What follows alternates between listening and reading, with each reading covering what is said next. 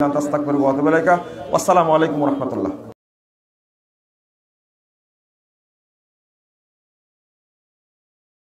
বিসমিল্লাহির রহমানির রহিম। কিতাবুল্লাহ ওয়া খায়রুল হাদী হাদী মুহাম্মাদিন সাল্লাল্লাহু আলাইহি ওয়াসাল্লাম ওয়া শাররুল উমুরি মুহদাসাতুহা ওয়া কুল্লু মুহদাসাতিন বিদআহ ওয়া কুল্লু বিদআতিন দালালাহ ওয়া কুল্লু দালালাতিন ফিন-নার। ফাআউযু বিল্লাহি মিনাশ শাইতানির রাজীম। يا أيها الناس كلوا مما في الأرض حلالا طيبا ولا تتبعوا خطوات الشيطان إنه لكم عدو مبين.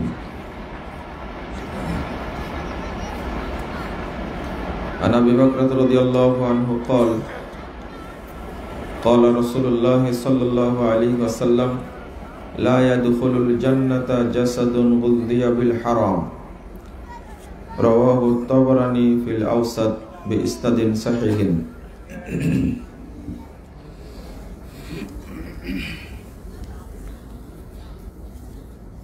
সম্মানিত সভাপতি, উপস্থিত উলামায়ে কেরাম, অতিথিবৃন্দ, সুধী মণ্ডলী, সামনে উপবিষ্ট শ্রদ্ধেয় মুসলিম ভ্রাতৃমণ্ডলী,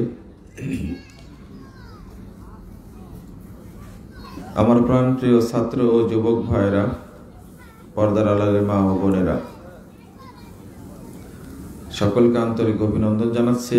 আল্লাহর কাছে দোয়া করছি আল্লাহ যেন আমাদের এই মাহফিলকে কবুল করে নেন, আমিন। যারা এই মাহফিলের আয়োজন করেছেন, সময়, শ্রম, অর্থ, মেধা ব্যয় করেছেন, এবং আপনারা যারা বিভিন্ন এলাকা থেকে এসে মাহফিলে শামিল হয়েছেন, আল্লাহ রাব্বুল আলামিন আপনাদেরকে আমাদেরকে জান্নাতুল ফেরদাউসের মেহমান হিসাবে কবুল করে নিন, আমিন।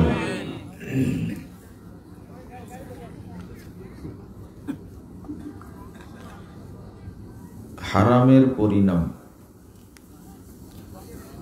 এই বিষয়টা নিয়ে আপনাদের সামনে কথা বলবো ইনশাআল্লাহ। ওয়া মা তাওফীকি ইল্লা বিল্লাহ আলাইহি তাওয়াক্কালতু ওয়া ইলাইহি উনীব।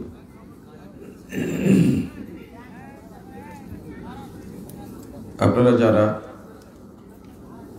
রাস্তাঘাটে বা দোকানপাটে ঘোরাফেরা করছেন, তাদেরকে প্যান্ডেলে আসার জন্য আহ্বান জানাচ্ছি। আলোচনা শুনবেন এবং বাস্তবে আমল করার চেষ্টা করবেন ইনশাআল্লাহ।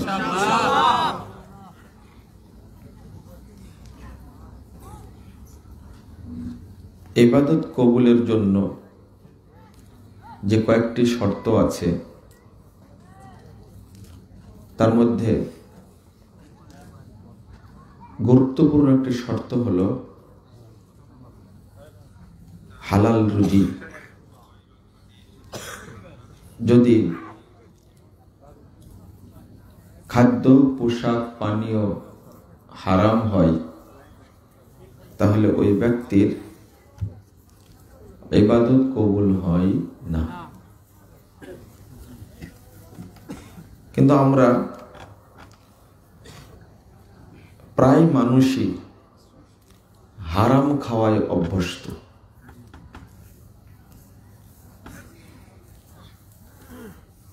ছোট্ট একটা হাদিস আপনারা শুনলে আশ্চর্য হবেন। সহিহ মুসলিমে বর্ণিত হয়েছে 117 নম্বর হাদিস। নোমান ইবনে কাওকাল রাদিয়াল্লাহু আনহু তিনি আল্লাহ রাসূলের কাছে এসে বলছেন, ইদা সাল্লাইতুল মাকতুবা, আমি যদি ফরজ সালাত আদায় করি। কোন সালাত? ফরজ সালাত।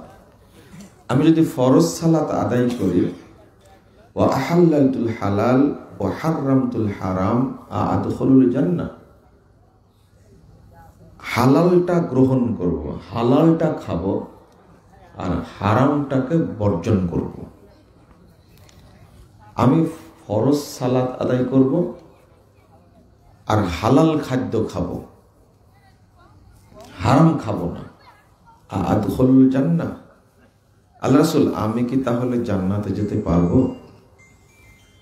রাসূল সাল্লাল্লাহু আলাইহি ওয়াসাল্লাম বললেন, না, তোমার জন্য জান্নাতে রেডি, তুমি জান্নাতে যেতে পারবে, আল্লাহ তোমাকে জান্নাত দিবেন।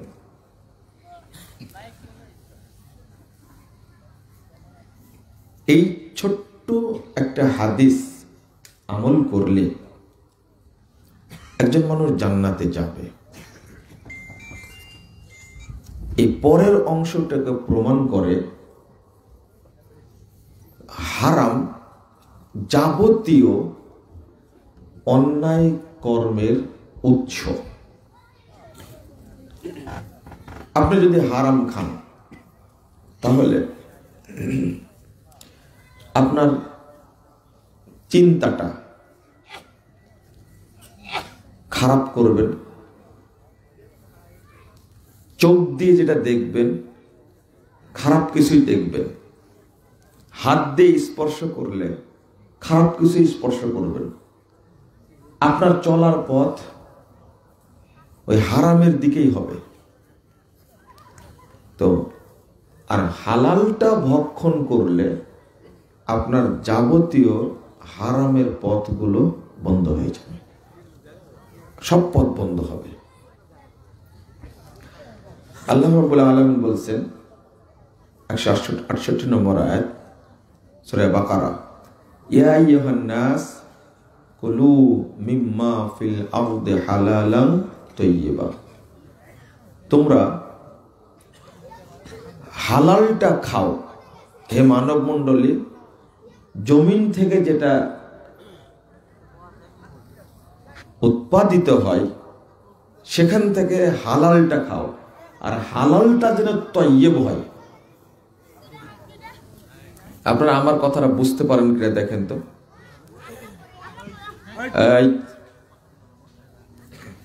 তো আল্লাহ শুধু হালালটাই খেতে বলেননি, সাথে তয়্যিব শব্দ যোগ করেছেন। হালালটা যেন পবিত্র হয়, উপযোগী হয়। অনেক হালাল জিনিস আছে কিন্তু ওটা খাওয়ার উপযোগী না। তাই হালাল জিনিসই যদি উপযোগী না হয়, হালাল জিনিস কিন্তু খাওয়ার উপযোগী না, সেটাকেই আল্লাহ খেতে নিষেধ করছেন, তাহলে হারাম খাওয়া যাবে? শুধু এই শব্দটা বুঝলেই হয়। আমরা তো বলি যে হালাল যা সব খাই। যদি বলি আপনি কি গরুর গোশত খান, তা আপনার স্লোগান বাদাম খাচ্ছে, তাই না? না না না, বাদাম খেলে বক্তব্য দেব না, বন্ধ করেন আগে। এই অভ্যাসটা মানুষের গেল না, বন্ধ করেছেন তো। এখন স্টপ রাখেন, বক্তব্য শেষ হয়ে যখন মজলিস শেষ হয়ে যাবে তখন আবার খাওয়া আপনার ডিউটি শুরু করবেন। এরপরে একেবারে আগামীকাল সকাল পর্যন্ত খান, কোনো সমস্যা নেই, কিন্তু এখন স্টপ রাখেন। আমি বুঝবো যে আপনাদের মনোযোগ নাই। যদি এখনো যদি বাদাম টিপাটিপি করেন তাহলে বুঝবো যে বক্তব্যে মনোযোগ নেই। আমি কি সুর তাল দিয়ে ওয়াজ করতে পারি? আপনারা ডেকে নিয়ে আসছেন কষ্ট করে, আমিও আসছি। আমার কষ্ট না হলেও আপনাদের ডেটটা পেতে কষ্ট হয়েছে, এটা তো ঠিক। তো একটু মনোযোগ দেন, যেটা আমি বোঝানোর চেষ্টা করছি। আল্লাহ বলছেন হালালটা তয়্যিব হতে হবে। অথচ আপনাকে যদি জিজ্ঞেস করি যে আপনি কি চিংড়ি মাছ খান, তা আপনি উত্তর দিচ্ছেন হালাল যা সব খাই। এটা কিন্তু আপনার একটা বিশাল গর্ব। মানে ডাক্তার কোনো জিনিস খেতে নিষেধ করেননি। এই জন্য তো বলছেন হালাল যা সব খাই। অনেকেই বলে, কিন্তু আমি কি ভুল বললাম নাকি জানি না, অনেকের কাছে শুনেছি, এইটা তার কিন্তু বিশাল একটা ক্রেডিট, হালাল যা সব খাই, আর দেন আপনি যা দিবেন তাই খাবো। কিন্তু আল্লাহ কিন্তু এটা বলেননি, হালাল হলেই যে খেতে হবে, এটা কি বলেছেন? না, হালালটা তৈয়ব হতে হবে। এখন গরুর গোশত দিয়ে কোন মেহমান খাওয়ালেন আপনাকে, খুব স্বাদ করে খেলেন, তো মেহমান জিজ্ঞেস করছে এই গোশত কি আজকেরই কিনা নাকি? মনে হচ্ছে টাটকা গোশত, যে হ্যাঁ গোশত টাটকাই, ও মাঠের মধ্যে একটা গরু মরেছিল, ওখান থেকে একটা পা নিয়ে এসে রান্না করেছি। বুঝেননি কথা? খেয়ে খুব কি লাগলো? তৃপ্তি লেগেছে। এবার যখন বলল যে মরা গরু পড়েছিল, ওখান থেকে নিয়ে এসে রান্না করেছি, এবার কেমন লাগবে? হ্যাঁ, না না, বাঙালির অরুচি হওয়ার কথা না। ও তো সুদখোর, কত হারাম খায়, তো গরুর গোশত হয়তো একদিন আগে মরেছে বা 2 দিন আগে মরেছে, সেখানকার গোশত নয়, খাওয়ার বেলায় তো তৃপ্তি সহ খেয়েছে।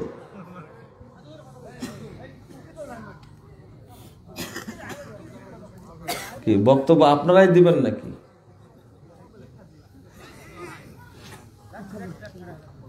আপনারা একটু শান্ত হন, আমি একটু কথা বলি, সুযোগ দেন।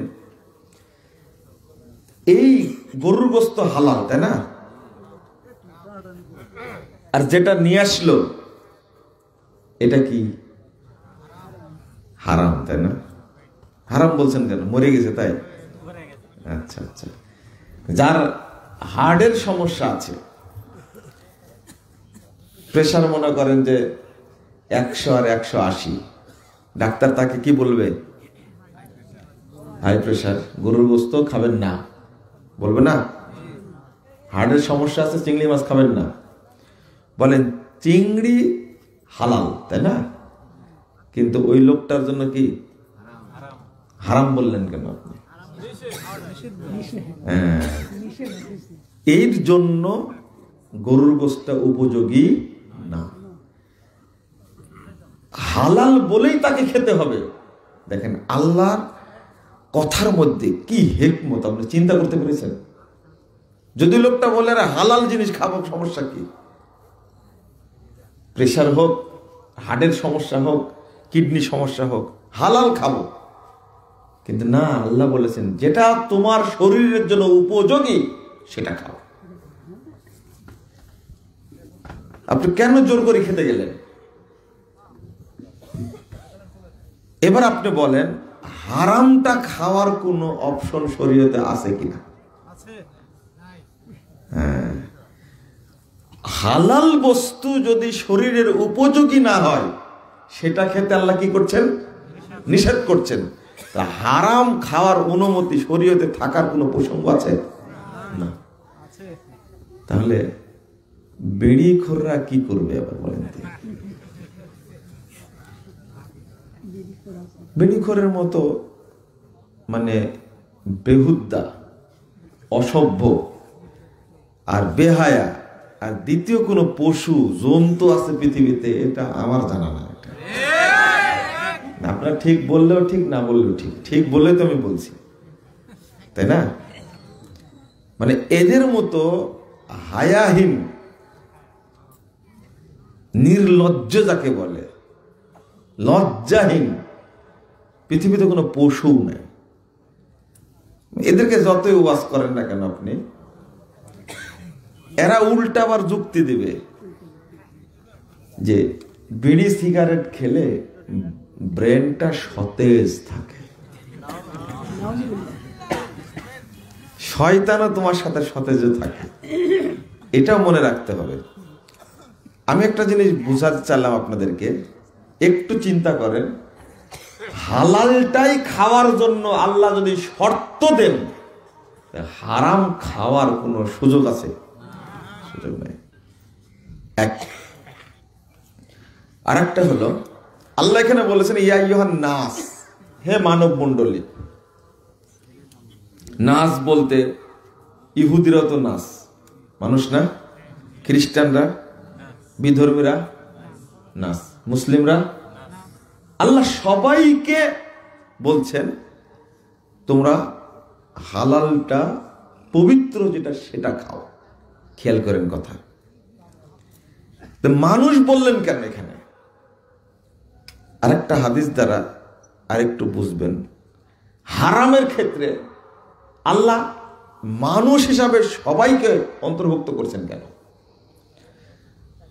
ইবনু মাজার 2274 নম্বর হাদিস, রাসূল সাল্লাল্লাহু আলাইহি ওয়াসাল্লাম বলেছেন আর রিবা সাবউনা জুজা, সুদের পাপের ভাগ হলো 70টি।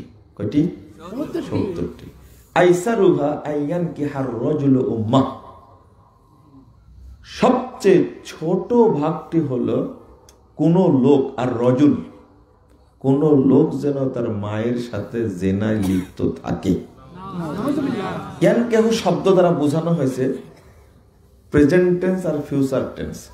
যেদিন থেকে সুদ খাওয়া শুরু হলো সেদিন থেকে জেনাও শুরু হলো। কার সাথে? যতদিন খাবে ততদিন মায়ের সাথে জেনা করতেই থাকবে। নাউজুবিল্লাহ বলার দরকার নাই, এটা তো ছোট পাপ। আইসারুহা আইয়ান কিহার রাজুল উম্মাহ, কোন ব্যক্তি যেন তার মায়ের সাথে জেনা করছে, এটা ছোট পাপ না? আইসারুহা 70টার মধ্যে কি ছোট? আপনি একটু ভাবেন তো দেখি, এটাই যদি ছোট পাপ হয়, কিন্তু আপনার কাছে কি বড়? বাংলাদেশের কোন মানুষের কাছে সুদের পাপ পাপই না, এটা পাপই না। সুদ আগে বলতো ইন্টারেস্ট, তারপরে বলছে যে মুনাফা, এখন আর একটা কি ভাষা যেন বলছে, সেদিন আমি ধরতে পারলাম না। কে বলতে পারেন বলেন তো দেখি? Service charge. Service charge. এতই চালাকের চালাকেরা সুদ বলতে রাজি না। তো আপনি একটু ভেবে নেন, মানুষ যারা, এই যে আপনারা নাউজুবিল্লাহ বলছেন, এক চেয়ারম্যান আমাকে বলছিলেন যে হাদিসটার একটু অন্যভাবে অনুবাদ করা যায় না? তা আমি বললাম যে ইয়ান কেহ রজল উম্মাহ, কোন ব্যক্তি যেন ইয়ান কেহ মানে জেনা করে, উম্মাহু তার মায়ের সাথে, এটা আরবির খাস অনুবাদ। এখানে করছে এবং করবে মায়ের সাথে, তো বলছে যে না খুব খারাপ লাগছে অনুবাদটা। আমি বললাম তো আপনি সুদ খান, এটা খারাপ লাগে না, আর জেনাটা খুব খারাপ লাগছে, তাই না? এই শরমে, এই লজ্জায় আপনি সুদটা তো বর্জন করতে পারেন। বাংলাদেশের 95% মানুষ সুদখোর। 95% মানুষ সুদখোর, মানে ভ্যান চালকও নাকি কিস্তি দেয়, রাজমিস্ত্রি কাজ করে, সেও বাবা তুই কাজ করছিস, যেটুকু বিল পাচ্ছিস সেটা দিয়ে খা না, বড় বাড়ি করবে, বড় গাড়ি করবে। আচ্ছা এটা পরে বলছি। এখানে যেমন রজুল বললেন, এর মধ্যে মুসলিমের কথা বলা হয়নি। তাহলে পৃথিবীতে মানুষ না মানে যারা সুদ খায়, তারাই মায়ের সাথে কি করে? জিনা করে। এখানে আল্লাহ বললেন ইয়া আইয়ুহান নাস, মানুষ। কারণ হলো হারাম জিনিস এত খারাপ। যেমন একজন বিধর্মী যদি বিষ খায়, ও মরবে না মনে হয়, তাই না? হ্যাঁ, ওর জন্য বিষ খাওয়া হালাল না হারাম? তো দেন দেখি। আচ্ছা, বিষের কোনো ধর্ম আছে? ধর্ম নাই, তাই না? ও কি জানে যে এই লোকটা মাস্টার্স পাস, এই লোকটা অনার্স পাস, এটা মহিলা, এটা নারী, পুরুষ, বাচ্চা, এগুলো বুঝেও? খালি খাওয়ায় দেন। ও বুঝে না, ও শুধু বুঝে যে আমাকে কেউ খালে আমি তাকে আত্মহত্যা করাই ছাড়বো। কথা বুঝতে পারেন? এটাই তো বুঝেও। বিষ বুঝে না, গায়ে তো লেখা আছে এই মাস্টার্স পাস লোক খাবে, এটা তা লেখা থাকে। বিষ বুঝে না যেটা কোন ক্লাসে পড়েছে ও। এ মুসল্লি না পরহেজগার, না বেহায়া, না বদমাশ, এটা কি বিষ বুঝে? ঠিক হারামটা ওই রকম মনে রাখবেন। প্রাণী থেকে শুরু করে যত মানুষ নামে যা কিছু আছে, হারামটা খেলে তার উপরে প্রভাব পড়বেই। দুই পায়ে যদি প্রাণী হয়, বুঝতে পারলেন? তো এই দুই পায়ে জন্তু মানুষ যারা হারামখোর, মানুষ নামে যদি খায়, হারামের একটা আলাদা প্রতিক্রিয়া আছে, একটা প্রভাব আছে। এবার পরে বুঝতে পারছে, তাই না? মনে করেন একজন মুসলিমের বাচ্চা কিন্তু তাজা কাফের বলেছে ও জীবনেও নামাজ পড়ে না। একজন লোকের সাথে আমার দেখা হয়েছিল, তো বলছে যে আমি তওবা করবো কেমনে, আমি আজ পর্যন্ত জীবনে ঈদের নামাজও পড়িনি। বুঝেছেন কথা? তওবা করবো কেমনে?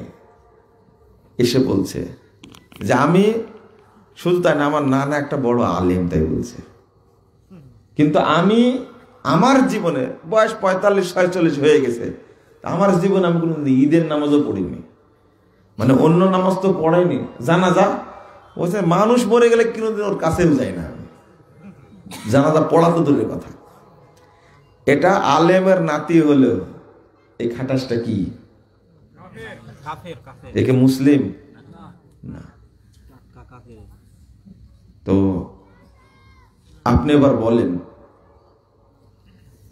যে এই লোকটি যদি হারাম খায়, তাহলে হারাম ওর পুরো কিছু করতে পারবে না, তাই না?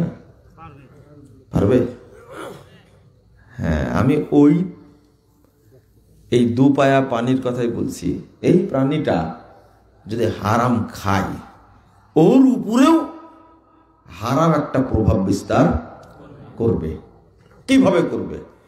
বিষ যেমন করে, যেটা বুঝাতে চাচ্ছি।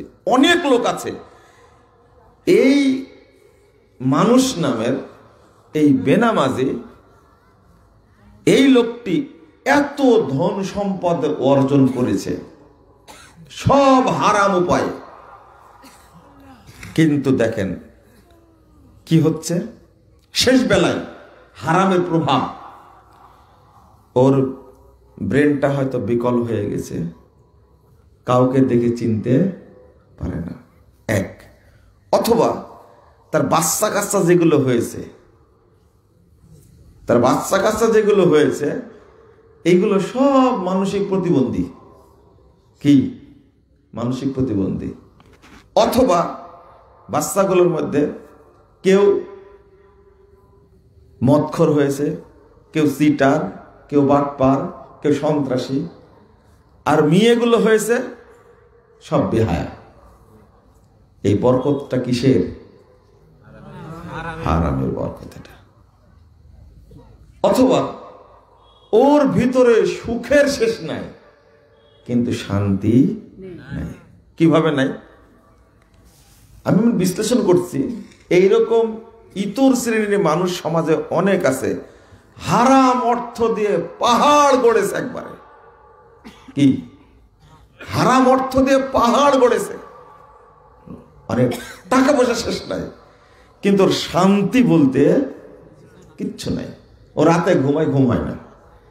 এটা হারামের কি প্রভাব।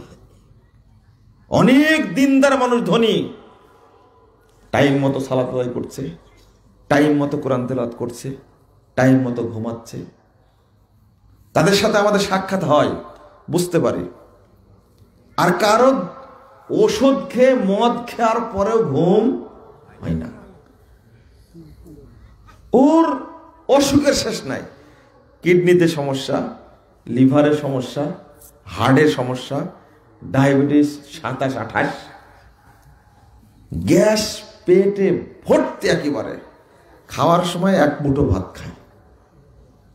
এই যে কত গোস মাছ সামনে থাকে, ও কোনোটাই খেতে পারে না। কিসের বরকত এগুলো? কত সুন্দর সুন্দর ফলমূল, একটাও না।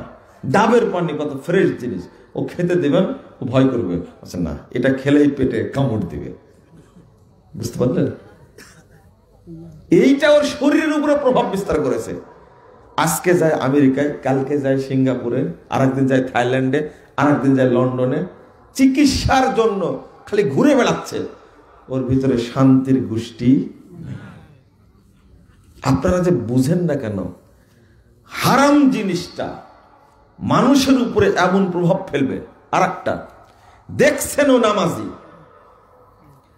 কেন বললেন? দেখছেন নামাজি, কিন্তু নামাজের মধ্যে মন বসে না, ছটফট ছটফট করে, তাড়াতাড়ি সেজদা করে দৌড় দেয়। ওকে জিজ্ঞেস করবেন তৃপ্তি পাই কিনা? তৃপ্তি পাই না। আমি জিজ্ঞেস করব না, কিন্তু রোগটা ধরা যায় আপনাদেরকে। আপনি সেজদা করে যদি মন চায় আরেকটু থাকি সেজদায়, আল্লাহকে আরেকটু বলি, আল্লাহুম্মা ইন্নাকা আফুব্বুন তুহিব্বুল আফওয়া ফাআফু আন্নি, আরেকটু বলি, আরেকটু বলি, রুকুতে আরেকটু থাকি। এই আগ্রহ যার মধ্যে নাই, সেই লোকটা পাপের সাথে জড়িত। কথা বুঝতে পারলেন? এই লোকটা পাপের সাথে জড়িত। একটা হলো ভালো মানুষের দুইটা লক্ষণ, যেটা চেহারা দেখে আপনি বুঝতে পারবেন না। বলবো? খুব একেবারে সাধারণ দুইটা লক্ষণ, একেবারে সাধারণ। এক, যার মধ্যে নেকি কাজের আগ্রহ বেশি। নেকির কাজের, মনে থাকবে? খালি দুইটাই বলবো, নেকির কাজের আগ্রহ বেশি, সব নেকির কাজ করতে চাই। কিছু মানুষ শুধু মানুষের উপকারই করে, ওকে যতই বলে তোর কাজ নাই, অমুক অসুস্থ হয়েছে মেডিকেল নিয়ে দৌড়াচ্ছে, অমুকের সমস্যা হয়েছে মানুষের টাকা তুলে না সহযোগিতা করছে, অমুক লোক মারা গেছে কবর খোঁড়ার জন্য চলে গেছে, অমুক লোকের দরকার চলে গেছে। তো আপনি বলেছেন তোর কোনো কাজ নাই, নিজের সংসার টংসার ফেলে যে কি করে বেড়াচ্ছিস। আগ্রহ তৈরি হয় মানুষকে দেখানোর জন্য না, আগ্রহ তৈরি। আর একটা হলো ওই কাজটা করে তার মধ্যে তৃপ্তি অনুভূত হয়, অর্থাৎ তৃপ্তি অনুভব করে। খালি দুইটা বললাম আপনাকে, আর বেশি বলার দরকার নাই। কয়টা বললাম? আপনি দুইটাতে যাচাই করবেন আপনি ভালো মানুষ কিনা। যদি আজান হয়ে গেছে, মনটা যদি না চাই, আজান এখনই হয়ে গেল, মসজিদে যাওয়া লাগবে, এই তৃপ্তি তো দূরের কথা, আগ্রহ তো দূরের কথা, বড় আজানটা হতে বিরক্ত বোধ করলেন আপনি। লেপের মধ্যে একবার এই কাত হয়, একবার ওই কাত হয়, ইতিমধ্যে দেখা যাচ্ছে একামত হয়ে গেছে, সালাত শুরু হয়ে গেছে, তাড়াহুড়া করে উঠে কোন রকম উযু করে দিলেন দৌড়। বুঝতে পারলেন? যা দেখছেন এক রাকাত শেষ বা দুই রাকাত শেষ, তাশাহুদটা কোন রকম পেলেন। বলেন তো আপনি ভালো কিনা, বলেন তো দেখি, আপনিই বলেন, আমার বলার দরকার নেই। শয়তানে যাকে ধরে সে ভালো মানুষ? তাহলে শয়তান ওয়াদা করেছে আল্লাহর কাছে, ইল্লা ইবাদাকাল মুখলাসিন, শুধু তোমার মুখলেস বান্দা ছাড়া যত বান্দা আছে আমি সবাইকে সাইজ করব। তাহলে যে ব্যক্তি মুখলেস তার আশেপাশে শয়তান আসতে পারে না, শয়তান ধোঁকা দিতে পারে না। সেই জহরের ওয়াক্ত হয়েছে 11:40, আর ও জহরটা পড়ছে 2:40-এ। কয় ঘন্টা পরে? কয় ঘন্টা পরে? আপনি বলেন তো, আমি ভালো মানুষ, একজন বলেন তো। কে বললো 1 ঘন্টা 40 মিনিট পরে? 11:40-এ জামাত শুরু, 11:40 গেল, 12:40 গেল, 1:40 গেল, 2:40 গেল, কয় ঘন্টা হলো? এখনই চুরি করলে তো হবে? কয় ঘন্টা করে পড়েছে বলেন দেখি? ওই 1 ঘন্টা এখনো বলছে। আমি বলছি কয়টা 40, আর পরে কয়টা 40-এ? কয় ঘন্টা গেল? 1 ঘন্টা বলছেন কেন আপনারা? ওই 1টা থেকে, আমি তো বললাম 11:40 শুরু হয়েছে। ভুল কেমন হলো? ওখানেও তো বলছে 1 ঘন্টা। এই জন্য তো জিজ্ঞেস করছি, একজন না বলতে পারে ভুল। তাহলে আপনি বলেন, ওয়াক্ত চলে গেছে, ওয়াক্ত চলে যাচ্ছে, গেল চলে, এরপরে ও সালাতের জন্য সজাগ না, তাহলে এই ইবাদত করে তৃপ্তি হবে? আল্লাহ বলছেন ওয়ালা ইয়াতুনাস সালাতা ইল্লা হুম কুসালা, যারা একবারে অভিজ্ঞ মুনাফিক, অভিজ্ঞ খুব সচেতন মুনাফিক যারা, তাদের স্বভাব এটা, তারা সালাতে যায় খুব অলসতা নিয়ে, যেতে চাই না। এরপরে ওয়াইফ বলে, আরে নামাজ শুরু হয়েছে এখনো কুত্তার মতো গড় ফাটছে, লেপের মধ্যে কি নড়াচড়া করছে, তাড়াতাড়ি যাও, নামাজ শেষ হয়ে গেল, আবার আর এক গোড় মারে। বলেন তো দেখি, এরা কি সাধারণ মুনাফিক? এরা হলো অভিজ্ঞ মুনাফিক, সচেতন মুনাফিক এরা। ইমাম ইবনুল কাইয়িম রাহিমাহুল্লাহ এই আয়াত উল্লেখ করেছেন, করে 6 প্রকার মুসল্লি বের করেছেন না মুনাফিক। কয় প্রকার? তো মুনাফিক যদি মুসল্লিদের মধ্যে 6 প্রকার থাকে, তাহলে ওই মুনাফিক খুঁজতে আমেরিকায় যাওয়া লাগবে? হ্যাঁ, ইন্ডিয়া যাওয়া লাগবে? তাহলে আপনি চিন্তা করেন, এর কারণটা হলো ওর উপরে হারাম, ওর উপরে প্রভাব ফেলেছে, তাকওয়ার উপরে প্রভাব ফেলেছে। কার উপরে? তাকওয়ার উপরে ফেলেছে। না, চলবে না। সম্পদের বরকতের উপর প্রভাব ফেলেছে। ও চেহারাটা দেখবেন মদখোর মদখোর মনে হয়। কি মনে হয়? মদখোর।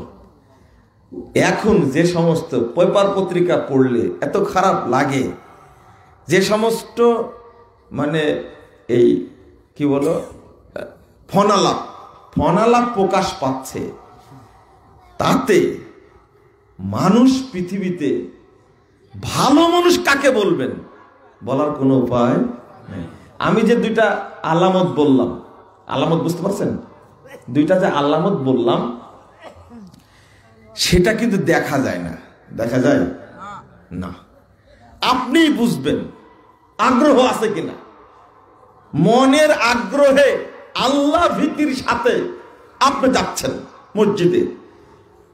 এখন যদি উল্টাটা মানুষকে দেখানোর জন্য যান, আজকে একটু সচেতন হয়ে যাবেন মনে হয়, তাই না?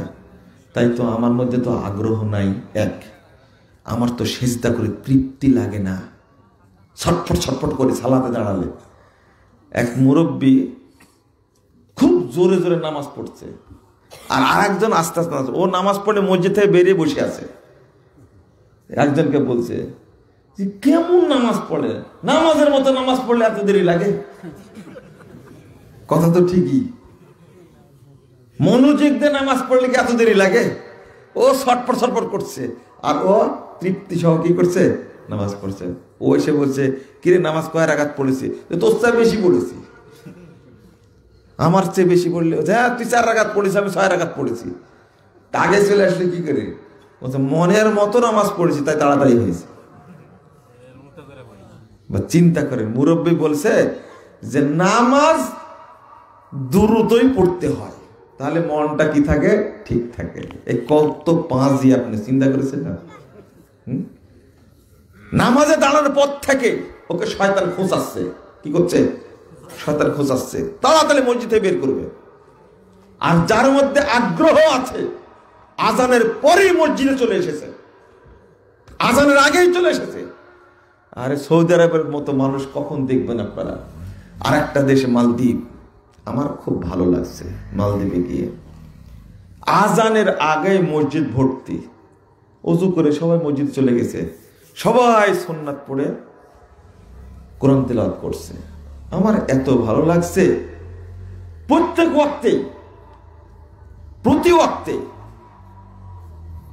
সৌদি আরব থেকে মালদ্বীপ কত দূরে, তাই না? অনেক দূরে, অথচ সেই দেশে আজানের আগেই মানুষ মসজিদে যে ভর্তি হয়ে যায়। তো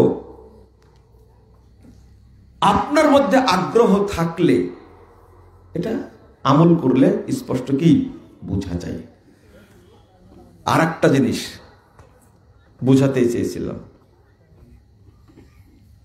সেটা হলো তাকওয়ার উপরে প্রভাব, ইখলাসের উপরে প্রভাব, আর কারো চোখের উপর প্রভাব পড়ে, কারো চেহারার উপর প্রভাব পড়ে। কিসের প্রভাব? হারামের প্রভাব, হারাম খাওয়ার প্রভাব পড়ে। সেটা আপনি বুঝতে পারছেন না, কিন্তু আস্তে আস্তে প্রভাব পড়তে আছে। আর একটা, আপনাকে মানুষ কি মনে করে বলেন তো দেখি? মনে করেন আমি আপনার এলাকায় আসছি, আমি আসছি, এই মিডিয়ায় দেখে দেখে আপনারা আমাকে চিনেন, তাই না? তো একটা শ্রদ্ধা, ভালোবাসা, এটা কোথা থেকে হয়? অন্তর থেকে হয়। আপনি যদি খারাপ মানুষ হন আর যদি প্রভাবশালী হন, বুঝেন, খারাপ মানুষ হন আর প্রভাবশালী মানুষ হন, আপনার প্রভাবে নামকা ওয়াস্তে আপনাকে ভক্তি করবে। কিন্তু যখন আপনি চলে যাবেন, সীমানা অতিক্রম করবেন, তখন পিছন থেকে বলবেন এই চোর গেল চোর। ঠিক বললাম এটা? হায় হায়, বাংলাদেশের উন্নতি হবে কি করে? আমি খুব আফসোস করলাম যে একজন লোক যাচ্ছে, এলাকার অনেক উন্নয়ন করেছে, কোন রাজনৈতিক ব্যক্তি না, এরপরেও লোকজন যাওয়ার পথে আমার নিজে কানে এই চোরটা নিয়ে আসছে কি জন্য? এই শুধু সময় নষ্ট করলো। কথা বুঝেননি? মানুষের প্রতি শ্রদ্ধা আছে তার? হ্যাঁ, ওই লোকের প্রতি কোনো শ্রদ্ধা আছে মানুষের মধ্যে? নাই। আমি আশ্চর্য হয়েছি। এটা তার সম্মানের উপরে প্রভাব, এটা তার মর্যাদার উপরে কি প্রভাব। আমি বললাম যে না, এইভাবে কথা বলতে হয় না।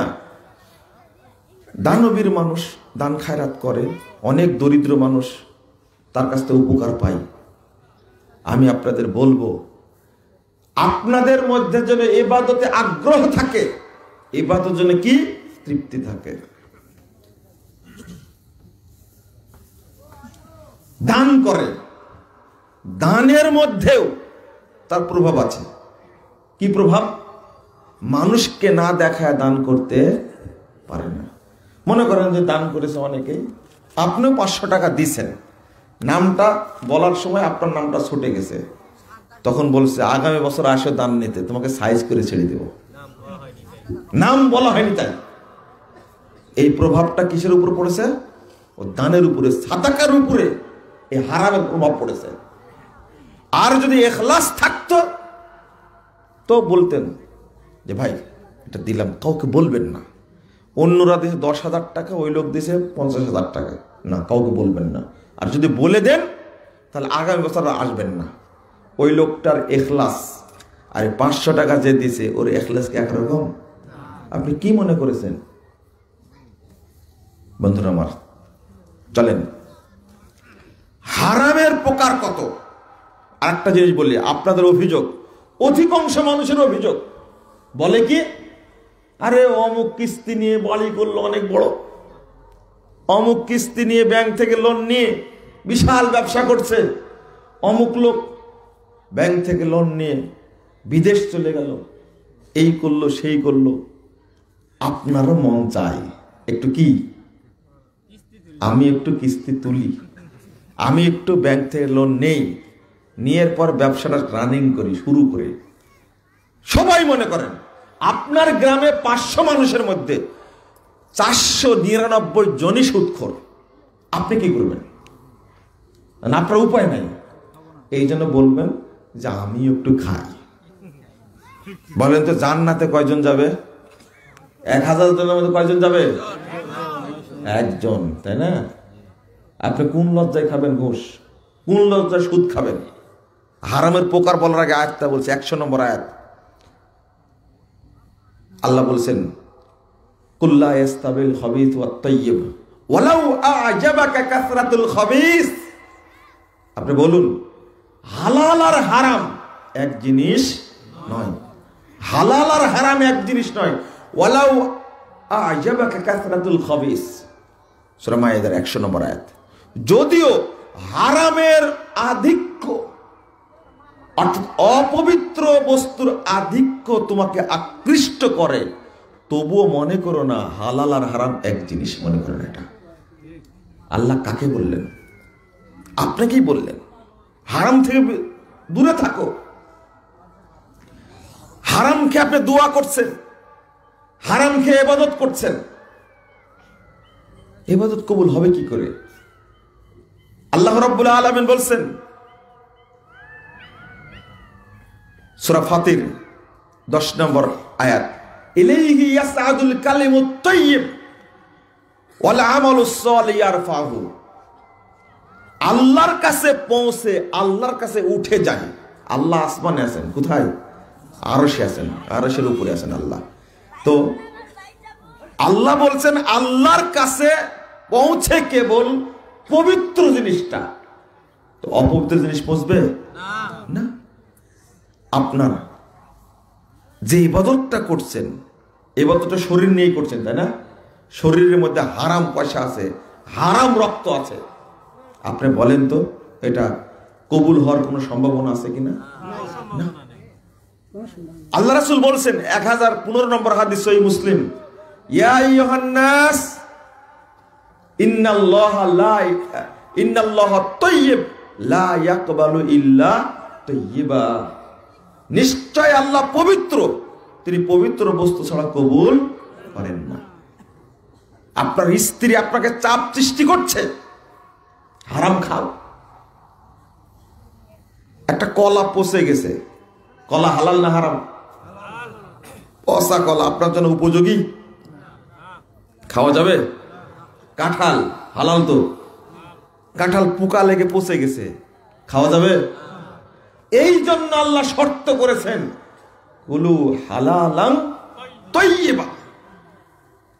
আর যখন আল্লাহ রাব্বুল আলামিন বলেছেন যে মুমিনদের কথা, এই 2 আয়াত পরেই বলছেন আল্লাহ, ইয়া আইয়ুহাল্লাযীনা আমানু কুলু মিন তাইয়্যিবাত, তোমরা পবিত্র বস্তু থেকে খাও। তাইয়্যিব বলার পরে আর এখানে কি বলেননি? হালাল শব্দ বলেননি। তাইয়্যিব মানে ওর মধ্যে শরীরের উপযোগী গুণ আছে। এক, আমরা যে দোয়াটা পড়ি অনেকের মুখস্থ নেই। আপনার 925 নম্বর হাদিস ইবনে মাজার মধ্যে এসেছে, রাসূল সাল্লাল্লাহু আলাইহি ওয়াসাল্লাম যে দোয়াটি বেশি বেশি পড়তেন, আল্লাহুম্মা ইন্নী আসআলুকা ইলমান নাফিআ ওয়া রিজকান তাইয়্যিবা ওয়া আমালান মুতাকাব্বালা। তাহলে আপনি যদি পবিত্র রুজি চান আল্লাহর কাছে, পবিত্র রুজি যদি আপনি চান আল্লাহর কাছে, আপনার মধ্যে আপনার কাছে হারাম রুজি আসবে না, অপবিত্র অর্থাৎ আপনার জন্য শরীরে, আপনার শরীরের জন্য ক্ষতিকর এই জিনিসটা আপনি বাজার থেকে নিয়ে আসতে পারবেন না যদি আল্লাহ এই দোয়াটা কবুল করেন। মুহাদ্দিসগণ বলছেন কেউ যদি এই দোয়া পড়ে বাজারে যায়, যে জিনিসটা মনে করেন কাপড় কিনতে গেছে, কাপড়টা খারাপ কিন্তু দোকানদার খারাপ ভালো বলে দিচ্ছে, এই দোয়াটা যদি পড়া থাকে তাহলে আপনার মনই চাইবে না যে কাপড়টা নেই। যে মালে ফরমালিন দেওয়া আছে, ক্ষতিকর, খাওয়া যাবে না, ওই মাল আপনি কিনতেই চাইবেন না। কথা বুঝতে পারলেন? আপনি কাঁঠাল কিনলেন, আপনার দোয়া যদি কবুল হয় আল্লাহর কাছে, আপনি কিনতে যায় ঠকে ওই পোকা লাগা পচা কাঁঠাল কিনবেন, কাঁঠালের ভিতরটা দেখা যায়? দেখা যায় না। তরমুজ কিনতে গেছেন, দোয়ার প্রভাব, যদি আপনি দোয়াটা পড়েন, আল্লাহুম্মা ইন্নী আসআলুকা ইলমান নাফিআ ওয়া রিজকান তাইয়্যিবা ওয়া আমালান মুতাকাব্বালা, আল্লাহর কাছে আপনি চেয়েছেন পবিত্র রুজি আর আমালাল মুতাকাব্বালা, আর ওই আমল করার তৌফিক চেয়েছেন যে আমলটা করলে কি হবে? কবুল হবে আল্লাহর কাছে, আল্লাহর কাছে কবুল হবে। আমরা তো দোয়াটাই জানি না। তাহলে এখানে একটা জিনিস বুঝলেন যে হালালের সাথে তৈয়ব, আর আরেকটা জিনিস বুঝলেন যে হারাম খাবার রেখে হারাম যদি সাথে থাকে তাহলে তার ইবাদত কবুল হয় না, হওয়ার সুযোগ নেই। কখন কবুল হবে আপনার ইবাদত? আপনার ইবাদতটা কবুল হবে কখন? তওবার একটা শর্ত আছে অন্যতম। তওবার অন্যতম একটা শর্ত হলো যে প্রথম শর্ত ওই পাপ থেকে পরিপূর্ণরূপে ফিরে আসতে হবে। মনে করেন 50% এখন ফিরে আসলেন, আগামী বছর আবার 50% ফিরে আসবেন, এটা তওবা হবে না। একবারে পাপের মূল থেকে ফিরে আসবেন, তাহলে আল্লাহ তওবা কবুল করবেন। কিন্তু আমরা তওবা করতেই জানি না, পাপের মূল থেকে ফিরে আসবেন কি করে? হারামের পকেটটা নেন, আলো বলে ভুলে যাব। সুদ খাওয়া কি হারাম, ঘুষ খাওয়া কি হারাম, তারপরে মদ, গাঁজা, চুয়ানি, ফেন্সিডিল, বিড়ি, তামাক, জর্দা, গোল, সিগারেট, কি এগুলো হারাম। তারপরে শ্বশুরের কাছ থেকে পালসার গাড়ি নিয়েছে, ডিমান্ড নিয়েছে, এটা কি হারাম, তাই না? আপনারা জোরে বলেন না, আপনারাও নিয়েছেন। যারা নিয়েছেন আজও ইবাদত কবুল হয়নি, আজকে নিয়াত করেন কালকে পালসার গাড়ি শ্বশুরকে দিয়ে দিবেন, তারপরে আল্লাহর কাছে তওবা করবেন। অনেকেই মানুষের সম্পদ মেরে খেয়ে একবারে মাপ চাচ্ছে, অথচ শত শত কোটি টাকার মালিক। না না, যত টাকা মেরে খেয়েছেন, রাষ্ট্রের টাকা যত মেরে খেয়েছেন, ব্যক্তির টাকা যত মেরে খেয়েছেন, এ টাকা ফেরত দিবেন আগে, দেওয়ার পরে আল্লাহর কাছে ক্ষমা চান, আল্লাহ কবুল করবেন। 10 লাখ টাকা হারাম হয়ে থাকে, 10 লাখ টাকা দিয়ে বিক্রি করেন, বাড়ি বিক্রি করে মানুষকে পরিশোধ করে নেন। আপনার তো সামর্থ্য আছে, যার সামর্থ্য নাই সেটা আলাদা, আর যাদেরকে লোকে পাচ্ছেন না, কার কাছ থেকে খেয়েছে তার ঠিক আছে। বিভিন্ন সময় চাকরি করেছি, কখনো ডিসি ছিলাম, কখনো এসপি ছিলাম, এই সেইতে দায়িত্বে ছিলাম, খুব ইয়াকিনের সাথে নামাজ পড়তে, ইয়াকিনের সাথে। জায়গাটা গোরস্থান, জায়গাটা কি তাহাজ্জুদ পড়ছে। হারাম থেকে বাঁচতে হলে আর কি করতে হবে? তাহাজ্জুদ পড়ছে 15 বছর যাবত, ওযু নাই, এই তাহাজ্জুদে কাজ হবে? তাহলে অনেক লোক আছেন আপনারা জানাজার সময় ওযু করেন না, এখানে আছে অনেকেই। পড়তে হয় কুনুত কি বুঝেননি? উত্তর কি দিবেন? 82 বছর বয়সে বুড়া হয়ে গেছে, হায় হায় বুড়ি আর চলতে পারে না, জিজ্ঞেস করছে দুয়ায়ে কুনুত আবার কি? চিন্তা করেন, এই 82 বছর করলো কি? এই 82 বছর বয়স করলো কি? এই জন্য আফসোস লাগে। আপনারা আল্লাহকে বলবেন কি? আল্লাহর কাছে আপনারা বলবেন কি? হায় হায় হায়, কুনুত কি এটাই জানে না 82 বছর বয়সে। তো ও জানাজা পড়ছে অনেক দিন থেকে, কি নাই? ওযু করে না। ও বলছে যেহেতু রুকু নাই, সেজদা নাই, আমি মনে করছি ওযু নাই। এইরকম মূর্খ যদি হয় তার কি অবস্থা হবে বন্ধুরা আমার? আমি আপনাদের বলতে চেয়েছি যে বিষয়টি, হারাম কত প্রকার খাচ্ছে। জমিগুলো সব বেটাদের লিখে দিছে, বেটিদের এক কাঠাও দেয়নি। হারামখোর মরে গেছে, জাহান্নামে আছে। এখন কোথায় আছে? জাহান্নামে আছে। আরে বেটাগুলো বাপকে ফাঁকি দিয়ে, বোনদেরকে ফাঁকি দিয়ে বাপের কাছ থেকে জমিগুলো লিখে নিয়েছে। এরা কি হালাল খোর না হারাম খোর? যত হারাম খোর আছে তার মধ্যে এটা বেশি হারাম খোর। যদি এই বেটারা মরে, ওরা জাহান্নামে যাবে। হাই হাই, এত কড়া ভাষা। ওমাইয়া তাআদ্দা হুদুদ আল্লাহ ইউদখিলহু নারান খালিদান ফিহা ওয়া লাহু আযাবুম মুহিন। এত কড়া কথা বলেনি। যে ব্যক্তি আল্লাহ বন্টন সীমারেখা অতিক্রম করবে, ওই ব্যক্তিকে আল্লাহ চিরদিন জাহান্নামে রাখবেন।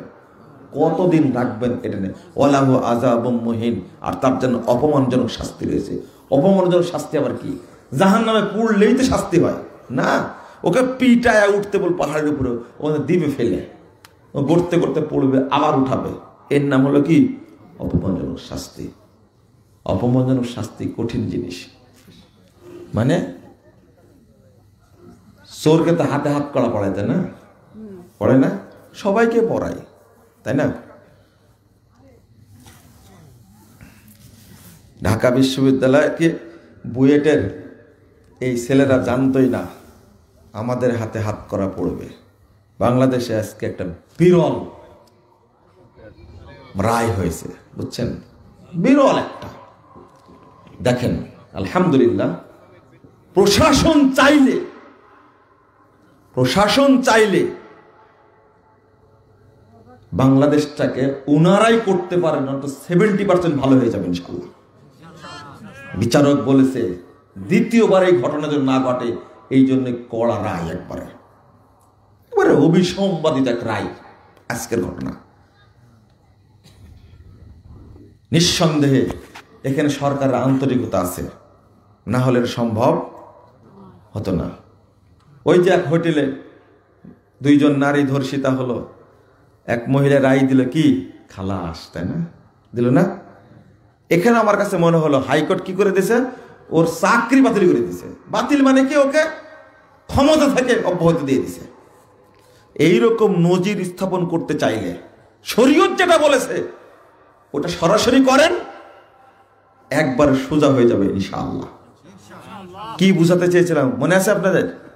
বলে তো কি? হারাম তো শুরু করেছে বহু আগে।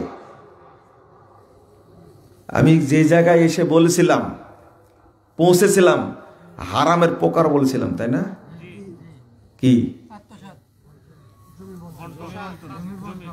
জমি বন্টন, ছেলে মেয়েকে না দিয়ে, মানে ছেলেরা বোনদেরকে দেয়নি, ভাইয়েরা বোনদেরকে দেয়নি, বাপ একক কর্তৃত্ব ছেলেদেরকে দিয়ে দিছে, অথবা বড় ছেলেটাকে মাহরুম করেছে, সব ছোট ছেলেটাকে দিয়ে দিছে। এই বাপ কোথায় আছে? জাহান্নামে আছে। জাহান্নামে থাকলে কি হবে? ওয়ালাহু আযাবুম মুহিন, তার জন্য কঠিন শাস্তি। শাস্তিটা শাস্তি আবার অপমানজনক শাস্তি আবার কি? জাহান্নামেই তো আছে। অপমানজনক শাস্তি কাকে বলে এখন অনেকেই বুঝতেছে, বুঝলেন? অন্যায় করে কখনো পার পাওয়া যায় না। ইমাম ইবনুল কাইয়্যিম রাহিমাহুল্লাহ বলছেন, আমি কিন্তু গত 2-3 জুমা আমি খুতবা দিয়েছি এর উপরে, পাপের ধ্বংসাত্মক প্রভাব, পাপের ধ্বংসাত্মক প্রভাব আমি বক্তব্য দিয়েছি। আপনি 1 দিন না 2 দিন না, ইবনুল কাইয়্যিম বলেছেন লা তাক্তা, তুমি ধোঁকা খেও না,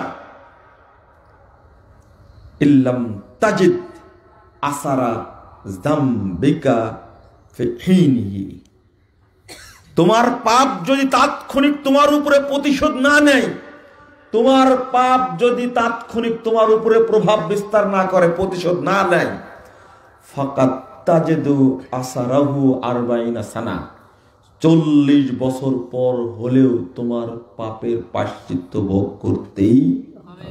পাবে তুমি আপনি নিশ্চিত থাকেন পাপ বাপকে ছাড়ে না। প্রবাদে আছে, আপনি আজকে পাপ করছেন, দোষদণ্ড প্রতাপশালী হয়ে হারাম যেভাবে খাওয়া খাচ্ছেন, মনে করছেন আমি তো ভালোই আছি, খুব ভালো আছি। 10 বছর যাক, 20 বছর যাক, 30 বছর যাক, ইবনুল কাইয়িম রাহিমাহুল্লাহ বলেছেন 40 বছর পর হলেও তোমার বিচার হবেই, তোমার শাস্তি হবে। আপনি চিন্তা করেন, খবরদার ভুলেও কোনোদিন কারো অন্যায় করতে যাবেন না। প্রভাব পড়বে, যে পাপ করেছেন সে পাপের প্রভাব আপনাকে ভোগ করতেই হবে। বিশাল একটা ব্যাপার। নবী মুহাম্মদ সাল্লাল্লাহু আলাইহি সাল্লাম দোয়া করেছিলেন আবু জাহাল উতবা সাইবার জন্য, দোয়া করেছিলেন না? 8-10 বছর পরে বদরের প্রান্তরে কবুল হয়েছিল। খেয়াল করেছেন আপনি? অত সহজ না। আল্লাহ রাসূল দোয়া করলেন আল্লাহুম্মা আলাইকা বিকুরাইশ, আল্লাহুম্মা আলাইকা বিকুরাইশ। এই দোয়া কবুল হলো 10 বছর পরে। হাই হাই হাই, আপনি আমি ভাবি না, চিন্তাই করে না। এই জন্য মনে করবেন না পাপ করছি তো ভালোই আছে, জেনা করছি তো ভালোই আছে, ধর্ষণ করছি তো ভালোই আছে। না, ভালো থাকবেন না, একদিন আপনাকে ওই পাপের গর্তে পড়তেই হবে। পাপ করলেন মানে গর্ত খুঁড়লেন, কথা বুঝতে পারলেন? আপনার গতি যেমন হবে গর্ত তত তেমন আসবে, সামনে আসবে, এটা মনে রাখবেন। আর হারামের প্রভাবটা, হারাম খাওয়া শুরু করলে মানে কি, মোমবাতিতে কাঠি ধরা দিলেন, মোমবাতিতে কি আগুন ধরা দিলেন, মানে আপনার শরীর, আপনার পরিবারের শরীর, আপনার ছেলে সন্তানের শরীর, আপনার পরবর্তী বংশের উপরে প্রভাব পড়তে পড়তে পড়তে পড়তে পড়তে একবারে যতক্ষণ হারাম লেগে থাকবে ততক্ষণ আপনার অস্তিত্বকে বিনাশ করে দেবে, পড়বেই পাপের প্রভাব। আমি ইবনুল কাইয়িম রাহিমাহুল্লাহর কথাটা পড়ে আসলেই হতবাক হয়েছি এবং মিলায় দেখছি, আমাদের যুগে মিলায় দেখছি। 40 বছর আগে পাপ করেছে, পাপই নিজেই স্বীকার করেছে, আমি তো পাপ করেছিলাম ঠিকই, কিন্তু এই পাপের সাথে না। কোন পাপের সাথে? অন্য পাপ। কিন্তু আমাকে এই পাপে ধরা খেতে হলে কেন? আল্লাহ আটকা দেবে যে কোনো ভাবে, এটাই তার প্রমাণ। নিজে স্বীকার করছে, নিজেই স্বীকার করছে। এর চেয়ে বড় উদাহরণ কি হতে পারে? খাবেন, আল্লাহ ভালো। বাস্তবতা বললাম আপনাদের কাছে, আল্লাহ এরকম পারেন। 46 বছর পরে ওই শাস্তি, ওই পাপ আমাকে দেখতে হবে, এটা কোন কল্পনাও করিনি। নাউযুবিল্লাহ, আস্তাগফিরুল্লাহ, আস্তাগফিরুল্লাহ। বন্ধুরা আমার, পরে চলেন, কত রকমের হারাম সমাজে চালু আছে, কত রকমের হারাম। রাসূল সাল্লাল্লাহু আলাইহি সাল্লাম বলছেন, এদিকে লক্ষ্য করেন, লা ইয়াদখুলুল জান্নাতা জাসাদুন গুযযিয়া বিল হারাম। তাবরানী আওসাতের মধ্যে এসেছে 6 নম্বর খণ্ডের 113 পৃষ্ঠা। যে দেহে হারাম খাদ্য ঢুকেছে এই দেহ জান্নাতে প্রবেশ করবে না। আল্লাহর নবী বলছেন, আপনি যাবেন কোথায়? লা ইয়াদখুলুল জান্নাতা জাসাদুন গুযযিয়া বিল হারাম। যে দেহ হারাম খাদ্য দ্বারা তৈরি হয়েছে এই দেহ জান্নাতে যাবে না। এই হাদিসটা আপনি কোথায় রাখবেন? যদি আপনাকে বলি যে বাংলাদেশে যে পরিমাণ মানুষ আজকে মাদকতার সাথে জড়িত, মাদকতা বুঝেন, এমন পরিমাণ মানুষ মদ খাচ্ছে, দেশটাকে ধ্বংস করে দিল এক শ্রেণীর মানুষ। আস্তাগফিরুল্লাহ, নাউযুবিল্লাহ। তরুণ তরুণী, কপতি প্রত্যেকেই মদের সাথে জড়িত, ফেন্সিলের সাথে জড়িত। আর এই ফতোয়াটা হালকা হওয়ার কারণে মদখোররা লাই পেয়েছে। হুজুররা যেহেতু জর্দাখোর, আল্লাহখোর, গুলখোর, এই জন্য মনে করে যে মদ খাওয়ার বিরুদ্ধে বলার দরকার নাই। আমরাও তো খাই, কি জর্দা খাই, গুল খাই। হাই হাই, একজন বলছে গুল খাওয়ার গু খাওয়া একই সুরে, একই রকম কি? হ্যাঁ, একই রকম। না না না, আমি একরকম বলতেই পারবো না। কারণ হলো এই মাদক দ্রব্য খেলে নামাজ কবুল হয় না কতদিন? 40 দিন। কেউ যদি গু খায়, পায়খানা যদি খায়, কয়দিন নামাজ কবুল হবে না? আপনার ভেবে দেখেন তাহলে ওই জন্য যারা গুল খোর তাদেরকে বলে তোমরা গু খাও, গুল খায় না, গু খাও। লা হাওলা ওয়ালা কুওয়াতা ইল্লা বিল্লাহ। এদেরকে এত বলা বলি তাও হারাম ছাড়তে পারে না। ছি ছি ছি। ইমাম এক গুলখোর আমাকে বলছে যে আপনি গুলের বিরুদ্ধে খেয়ে মানে কেরাত, নামাজে কেরাত শুরু করলে কি সুর হয় দারুণ, আপনি জানেন? আমি বললাম যে বেটা তোমার ওযুই নাই, তুমি সুর করে তেলাওয়াত করে কি করবে? খেয়াল করছেন আপনি বিষয়টা? কত খারাপ, ইমামটা কত নির্লজ্জ। আস্তাগফিরুল্লাহ আস্তাগফিরুল্লাহ। আর বিড়িখোর, ছি, মানে বাথরুমে বসে থেকে কিছু খাওয়া যায় না, খাই কি ওখানে বসে? ছি ছি ছি, নাউযুবিল্লাহ আস্তাগফিরুল্লাহ। এদের শরম লজ্জা হবে মনে করেছেন আপনি? তো এদের একটা ফজিলত আছে, কিন্তু বলবো ফজিলতটা বলা উচিত। ফজিলতটা হলো 5709 নম্বর হাদিস, নাসাইর মধ্যে এসেছে। আল্লাহ রাসূল বলেছেন কুল্লু মুসকিরিন হারাম, প্রত্যেক নেশা জাতীয় দ্রব্য কি? হারাম। যারা বিড়ি খাওয়ার কারণে, জর্দা খাওয়ার কারণে, মদ খাওয়ার কারণে, এক কথায় মাদক দ্রব্য খাওয়ার কারণে যাদের মৃত্যু হয় বুঝাতে চাচ্ছি, মনে করেন বিড়ি খাওয়ার খেতে খেতে খেতে লিভারে কি হয়েছে? সমস্যা হয়েছে, কিডনিতে সমস্যা হয়েছে, বা আপনার ব্লাডের সমস্যা হয়েছে, যে কোনো কারণে, মানে যে কোনো জায়গায় সমস্যা হয়েছে কি খাওয়ার কারণে? বিড়ি খাওয়ার। যেমন হার্টের সমস্যা হলেই, দেখেন হার্টের সমস্যা হলেই ডাক্তার প্রথম আপনাকে জিজ্ঞেস করবে আপনার কি আগে নেশা টেশা করার কোনো অভ্যাস ছিল নাকি? জিজ্ঞেস করে না? জিজ্ঞেস করবে আগে জিজ্ঞেস করবে। এর দ্বারা কি প্রমাণ হলো?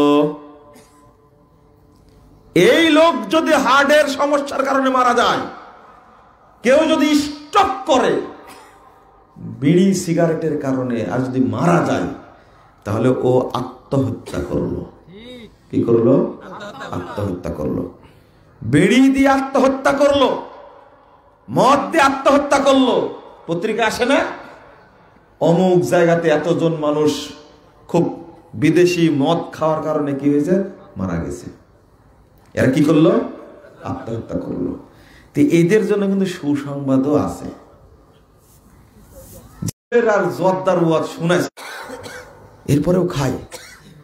2453 নম্বর হাদিস মুসনাদ আহমদের মধ্যে এসেছে, মাতা মুদমিনুল খামার লাকিয়াল্লাহ কাআবিদ আসাম। অর্থাৎ যে ব্যক্তি হারাম খেতে খেতে মারা গেল, অর্থাৎ মানে নিশাজাতীয় দ্রব্য খেতে খেতে মারা গেল, সে কিয়ামতের মাঠে সাক্ষাৎ করবে আল্লাহর সাথে মূর্তি পূজারী হয়ে। মানে ও কি মুসলিম হয়ে সাক্ষাৎ করতে পারবে না। তো এত কড়া হাদিস শোনার পরেও কেউ কি এই নিশাজাতীয় দ্রব্য পান করতে পারে? আর একটা হলো হারাম, দুর্নীতি, আত্মসাৎ। এর প্রকার কয়টা? অনেকগুলো প্রকার। গ্যাস লাইনে, পেট্রোল পাম্প চিনেন আপনারা? এখানে মনে করেন আপনি 150 টাকা তেল নিয়েছেন, ওই যে তেলটা দিল আপনাকে ওখানকার কর্মচারী, ও অপেক্ষায় থাকে যে আমাকে 10 টাকা হয়তো দিবে। এটা কি হালাল না হারাম? হারাম।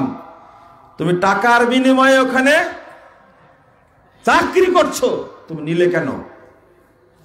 একটা অফিসে ঢুকতে হলে সিরিয়াল টাকা খায়। সিরিয়াল টাকা খাওয়া বুঝেন তো? কোর্টে মামলা করতে যাবেন, মোহরি খাবে, হেল্পার খাবে, উকিল খাবে, ড্রাইভার খাবে, পেশকার খাবে, তারপরে কি তার আগে আছে আর একজন, হ্যাঁ পেশকার তো বললাম রে, আর একটা কি নাম, আর একজন নাম তো আমরা ভুলে যাচ্ছি। আর উপরেরটা তো খাবেই, তাই না? আপনি চিন্তা করেন এগুলো হালাল না হারাম? তোমার চাকরি করছো, তুমি বেতন পাচ্ছ, সরকারি বেতন, এটাই তোমার জন্য হালাল। তুমি যে এই মানে এই যে কাগজটা দিয়ে দিলে আর বেহায়ার মতো দেখা দিচ্ছে এভাবে কিছুদিন, কত বড় বেহায়া, কত বড় নির্লজ্জ, ফকিরের চেয়েও খারাপ। আমি কিন্তু সিসকা চোরের বিরুদ্ধে কথা বলি না, বুঝছেন? আমি বলি বড় বড় চোরের বিরুদ্ধে। হাদিস, আপনি যদি এতটুকু কাগজও কারো চুরি করেন, কতটুকু? এতটুকু, এটা তো বড় হয়ে গেল। যদি একটু তো সুতাও যদি হয়, আর কারো যদি আত্মসাৎ করেন, আগে দেখায় তো মোবাইল, এখন দেখায় টিস্যু, এটা পড়েই গেল দেখতেছি। এ দেখেন এতটুকু জিনিস, এর চেয়ে কম জিনিস যদি আপনি আত্মসাৎ করেন, এই এতটুকুই আপনাকে ইনশাআল্লাহ জাহান্নামে নিয়ে যাবে, এতে কোনো সন্দেহ নেই। আর যদি সন্দেহ থাকে তাহলে হাদিসটা পড়ে শোনাই, শোনাবো? 325 নম্বর হাদিসটা খুলেন, 323 নম্বর হাদিস সহিহ মুসলিম এসেছে। রাসূল সাল্লাল্লাহু আলাইহি ওয়াসাল্লাম এক সাহাবীকে লক্ষ্য করে বলেছেন, ওই সাহাবী খাইবারের যুদ্ধে অংশগ্রহণ করেছেন। হায় হায়, যদি আমার এই হাদিসটা এই দেশের জনগণ যদি শুনে আর কাজে লাগায়, তাহলে বাংলাদেশে একজন চোরও থাকবে না ইনশাআল্লাহ। হাত কাটা পরে আগে তাকওয়া। হায় হায়, কেমনে চুরি করে, কেমনে চুরি করে? এক ইসলামিক ফাউন্ডেশনে চুরি হয়েছে 570 কোটি টাকা। শেখ সাহেব ইসলামিক ফাউন্ডেশন তৈরি করে গেলেন মানুষের কাছে ইসলাম পৌঁছে দেওয়ার জন্য। তিনি যে নিয়তে চালু করেছিলেন, ওই নিয়ত যারা ডিজি হারামখোর, এক ইসলামিক ফাউন্ডেশন ফান্ড থেকে চুরি করছে 570 কোটি টাকা। নাউজুবিল্লাহ, আস্তাগফিরুল্লাহ। কোথায় যাবেন আপনি? চোর চুরি করে কোটি টাকা কম না, তারও কি বেশি। আপনি সিসকে চোরের বিরুদ্ধে, সিসকে চোর চুরি করে পকেট থেকে 20 টাকা, হাত দিয়ে দেখছেন কি 20 টাকা নাই? চুরি করলে মোবাইল চুরি করে, আপনি 300 টাকাতে মোবাইল কিনেছেন, ওইটা চুরির কিন্তু দৌড়। তো এই চোরেরকে আপনি গালিগালাজ করে লাভ আছে? মাথায় টুপি দিয়ে, মুখে দাড়ি, আলখেল্লা বিশাল পড়ে, ভূমি অফিসে বসে লাট সাহেব সুন্দর করে ঘোষ খাচ্ছে। এই চুট্টাটা টুপি মাথা দিছে কি জন্য বলেন তো দেখি? হারামখোর জানে না, হারামখোর জানে না। আপনি ঘোষ কাদেরকে বলবেন? লা ইলাহা ইল্লাল্লাহ। এই যে হোটেলে খেলেন আপনি, তাই না? হোটেলে খান না? নগর শহর তো, হোটেলে খাওয়ার পরে হোটেল বয় অপেক্ষায় থাকে। যদি 200 টাকা বিল হয়, ও চাই যে আমাকে 10 টাকা দিবে। এটা কি বকশিশ, তাই না? এটা কি হালাল না হারাম? হারাম, হারাম, হারাম। তুমি চাকরি করো, ওখানে বেতন দেয়, তুমি অপেক্ষায় থাকো কেন আমাকে 20 টাকা দিবে? ফকিরকে দেয় না, ওকে কিন্তু 20 টাকা ঠিকই দেয়, তাই না? হোটেল থেকে বেরিয়ে আসলে একজন ফকির দাঁড়া আছে, ওকে 10 টাকা দিলে কি সন্তুষ্ট হবে? ভিতরে হোটেলের মধ্যে দিয়ে আসলো 50 টাকা, আরে বুড়ি একটা লোক ভিক্ষা করছে, ওকে 5 টাকা দিবে না। মানে ওটা কৃতিত্ব, আমি 150 টাকার খেয়েছি, 50 টাকার হোটেল বয়কে দিয়েছি, এটা তো কি ক্রেডিট। হারামখোর, ও হারামখোর, হোটেল বয় হারামখোর, ফকিরকে দিল না। এইটা হলো আমাদের কি বর্তমান অবস্থা। ক্রেডিট নিচ্ছে আমরা। হোটেল বয়কে বলবো, বাবা তুমি এই টাকা নিও না, বরকত হবে না কোনোদিনই। তুমি যে টাকা ইনকাম করো এইভাবে, বরকত নষ্ট হয়ে যাবে। এমনকি গাড়িটা খোলার জন্য দ্রুত এগিয়ে আসে, ওখানে থাকে না হোটেলে। আপনি যখন যাবেন ঢাকার দিকে, ফুড ভিলেজ আছে, কি কি হোটেল আছে না, আপনি দাঁড়াবেন, না ড্রাইভার গাড়ি রাখা মাত্র দৌড় দিয়ে এসে দরজা খুলে দেয়। উদ্দেশ্য কি? 10 টাকা দিবে। হ্যাঁ, কেউ যদি স্বেচ্ছাই দেয়, ওর মনে কোনো আকাঙ্ক্ষা থাকবে না। কি থাকবে না? আকাঙ্ক্ষা থাকবে না। এই মর্ম যদি দেয় তাহলে কি হালাল। আর যদি আকাঙ্ক্ষা থাকে আমাকে 10 টাকা দিবে, তাহলে কি হারাম। এটা যদি হারাম হয়, হাদিসটা শুনেন, রাসূল সাল্লাল্লাহু আলাইহি ওয়াসাল্লাম খাইবারে যুদ্ধে অংশগ্রহণ করেছেন। একজন সাহাবী যুদ্ধে গেছেন, যুদ্ধে করতে করতে যুদ্ধে মারা গেছেন। আল্লাহ রাসূল ব্যক্তিকে বলছেন সে জাহান্নামী। সাহাবীরা বলছেন ফুলানুন শহীদ, ফুলানুন শহীদ, ফুলানুন শহীদ, এরা শহীদ, অমুক ব্যক্তি শহীদ। আল্লাহ রাসূল বলছেন কাল্লা ইন্নী রাআইতু ফিন্নার, অসম্ভব, আমি তাকে জাহান্নামে জ্বলতে দেখছি, আমি তাকে জাহান্নামে জ্বলতে দেখছি। আস্তাগফিরুল্লাহ ফি বুরদাতিন গাল্লাহা, একটা ছোট্ট চাদর আত্মসাৎ করেছে, ছোট্ট চাদর গনিমতের মাল থেকে নিয়েছে। পরের হাদিসটা এসেছে ওয়াল্লাহি, আল্লাহর কসম করে বলছে নাহাদিহি শামলা লাতালতাহিবু আলাইহি নারা, এই ছোট্ট চাদরটি তাকে জাহান্নামে পোড়ায় পোড়ায় অঙ্গার করে দিচ্ছে। নাউজুবিল্লাহ। এই হাদিস শোনার পরে সাহাবীরা একটা ফিতা, একটা সুতা, একটা ফিতা সহ জমা দিচ্ছেন আল্লাহ রাসূল। বলছেন আল্লাহ রাসূল এইটা গনিমতের মাল, আমি বন্টন করার আগে নিয়েছিলাম, গনিমতের মাল বন্টন করার আগে নিয়েছিলাম। আল্লাহ রাসূল বলছেন শিরাকুম মিনান নার ওয়া শিরাকানি মিনান নার, আরে একটা ফিতাও তোমাকে জাহান্নামে নিয়ে যাবে, 2টা ফিতাও তোমাকে জাহান্নামে নিয়ে যাবে। যারা যে আত্মসাৎ করেছে শুধু জাহান্নামেই যাবে না, এই বাংলাদেশ থেকে 7000 কিলোমিটার রাস্তা সৌদি আরবে, আরাফার মাঠটা হবে হাদিসে পাওয়া যায় কিয়ামতের মাঠ। কিসের মাঠ? তো ওই রকম থাকবে না, তো বিরাট হবে কিয়ামতের মাঠ।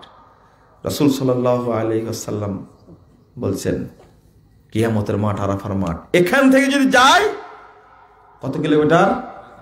7000 কিলোমিটার। যে আত্মসাৎ করেছে মাথার উপরে নিয়ে তাকে হাজির হতে হবে। সেটা একটা কথা ছিল, কিন্তু মোবাইলটা মনে হয় চুরি করেছেন, এ মাথার উপরে আছে, ও মোবাইল চিৎকার করতে থাকবে, যাবে আর চিৎকার করতে থাকবে আমি হলাম দুর্নীতির মাল। কিসের? দুর্নীতির মাল। মনে করেন একটা স্কুল তৈরি করতে গিয়ে প্রিন্সিপাল সাহেব খেয়েছে 3 কোটি টাকা বাজেট ছিল, 30 লাখ টাকা খেয়ে ফেলেছে এখান থেকে। কত টাকা? এই স্কুলের বিল্ডিংটা তার মাথার উপরে থাকবে, টেনশন করার কোনো দরকার নাই আপনাদের, ওর মাথার উপরে থাকবে। একজন বিশ্ববিদ্যালয়ের ভিসি নিয়োগ বাণিজ্য করতে গিয়ে কোটি কোটি টাকা খেয়েছে, টেনশনের দরকার নাই, সব মাথার উপরে থাকবে। আপনারা পাবেন কি আমাদের মাঠে? কলেজের প্রিন্সিপাল নিয়োগ বাণিজ্য করতে গিয়ে একজন কর্মকর্তা, হায় হায় হায়, সৎ যদি হয় একজন মানুষ, কোনো কোনো সময় বিভিন্ন পুলিশ কর্মকর্তা দেখলে মনে হয় এরা মানুষই না। মানুষ না বলতে বোঝাচ্ছি, এই পুলিশ হয়ে এই রকম আচরণ করে কি করে? দরিদ্র মানুষকে নিয়ে মন খারাপ করছে কি জন্য? আমি বলেছিলাম যে যারা বাংলাদেশের এই মধ্যবিত্ত আর উচ্চবিত্ত ফ্যামিলি আছে, হারাম খায় না, এরকম লোক পাওয়া যাবে না। এরকম কথা বলে থাকতে পারে, বলে থাকতে পারে, কিন্তু পাওয়া খুব মুশকিল। একজন ইঞ্জিনিয়ার এসে আমাকে বলছে আমিও কিন্তু একজন বড় ইঞ্জিনিয়ার, তো আলহামদুলিল্লাহ আজ পর্যন্ত 1 টাকাও খাইনি। তবে এটাও ঠিক, এই পোস্টে চাকরি করে না খেয়ে থাকা খুব মুশকিল। তা বলে যাক আপনি খান না আলহামদুলিল্লাহ, পরেরটা তো ঠিক, এই পোস্টে চাকরি করে না খেয়ে থাকা খুব কঠিন, টিকা যায় না। অফিসের লোকেরাই ওকে ট্রান্সফার করে দেবে কোথায়? ওই খাগড়াছড়ি, যা ওখানে থাক আর খার মর, বাচ্চা নাই, বউ নাই, কেউ নাই, টাকা নাই, পয়সা নাই, ওখানে থাক। এটা তার মানে ঘুষ না খাওয়ার কি ফজিলত? এটা কোথায় পাঠা দিবে? আমার একজন খুব পরিচিত মানুষ ছিলেন, আপনার নাম বলে সবাই চিনবেন। উনি বলছেন যে আমাকে একজন বলেছিলেন ফাইলটাকে স্বাক্ষর করে দিন, তো আমি মরা পর্যন্ত স্বাক্ষর করব না। তো তিনি আবার প্রধানমন্ত্রীকে বিচার দিয়েছেন। প্রধানমন্ত্রী বলছেন ওই লোককে আমি বলতে পারবো না, চিন্তা করেন, কথা বুঝতে পারছেন? দেশে এখনো ভালো মানুষ আছে না? আছে এখনো। দৃষ্টান্ত স্থাপন করুন। আমি খারাপ মানুষের কথা বলবো না। দেশটা দুর্নীতিতে ভরে গেছে কেমনে? 24 ঘন্টা দুর্নীতির অভিযান চালানো উচিত, কারণ সেও বাঁচবে, মানে দেশও বাঁচবে। বাংলাদেশের টাকা চুরি করে নিয়ে লন্ডনে বসে একবারে আরামে খায়, আমেরিকায় বসে আরামে খায়, কানাডায় বসে আরামে খায়। বাংলাদেশ একটা ছোট্ট রাষ্ট্র, দরিদ্র মানুষের টাকা চুরি করে রক্ত শুষে নিয়ে যায়, দেশের বাইরে মানুষে বাড়ি করে। একে দেশের সুসন্তান না কুসন্তানেরা? মানুষেরা। হাই হাই, কত মানুষ খেতে পায় না। এই যে এখন শীত পড়ছে, কত মানুষের গায়ে কম্বল নাই। কম্বল তো গত বছর দিয়েছিলেন, এবার নাই। আরে কম্বল বিক্রি করেছে, ও পেটে খাইছে। এবার তো পানি আলো। হাই হাই, না খেয়ে থাকবে ও? বলেন দেখে, কত মানুষ আছে না খেয়ে, অথচ তারা এই দেশের টাকা। একজন বলছে এই দেশের টাকা যেগুলো বাহিরে যায় তার সবগুলো জমা হয় সুইস ব্যাংকে, কারণ ওখান থেকে জমা হলে বাংলাদেশের ট্যাক্স দেওয়া লাগে না।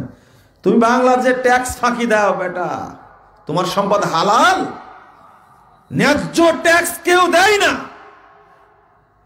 যদি ট্যাক্স দিত তাহলে বাংলাদেশের মানুষের সর্বনাশ হতো না। ফেতরা দেওয়ার ক্ষেত্রে হুজুরেরা দুর্নীতি করে, কোন দিকে বলবেন আপনি? হারাম খা, কোন দিকে যাব? ফেতরা আল্লাহ ফরজ করেছেন। এক সা সমপরিমাণ হলো 3 কেজি।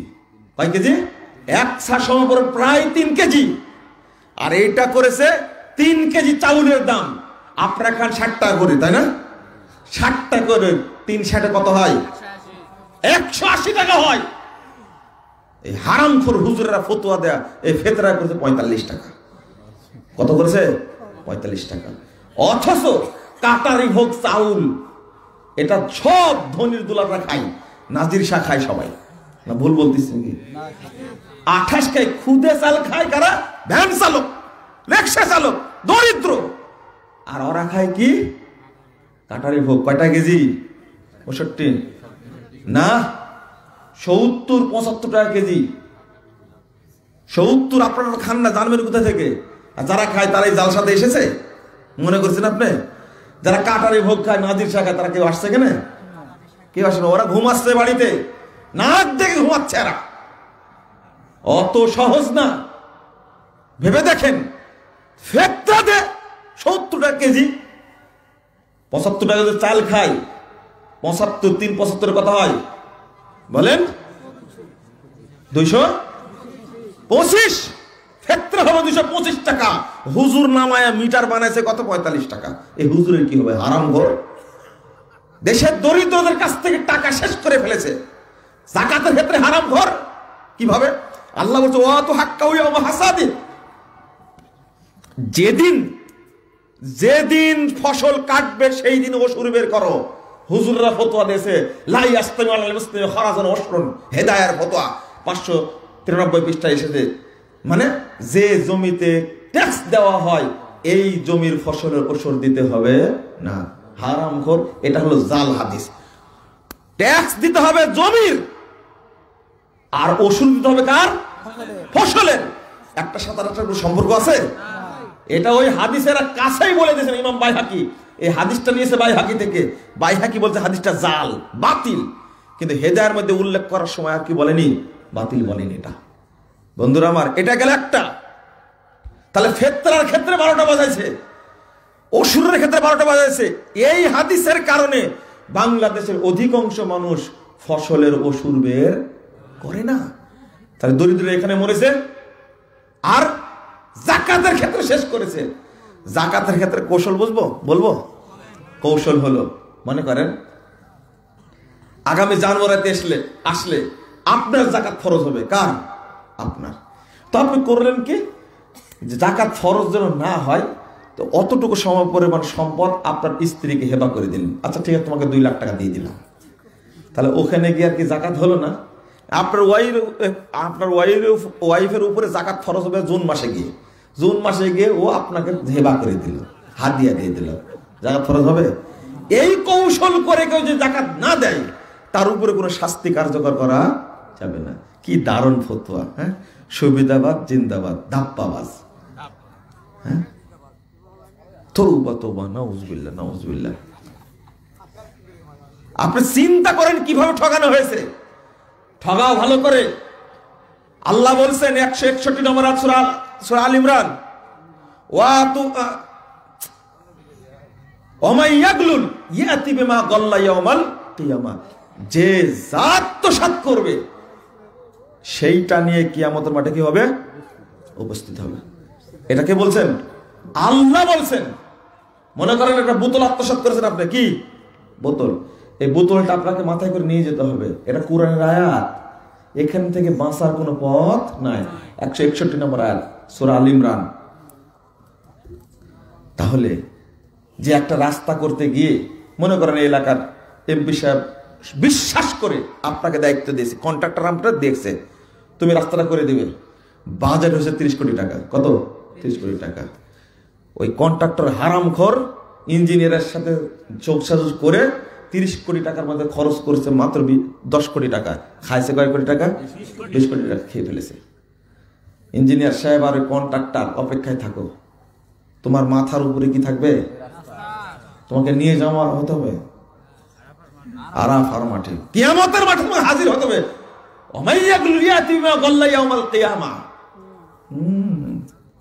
গাড়ি চুরি করেছ, ট্যাক্স ফাঁকি দিছে, ন্যায্য ট্যাক্স দেয় না, হারামখোর।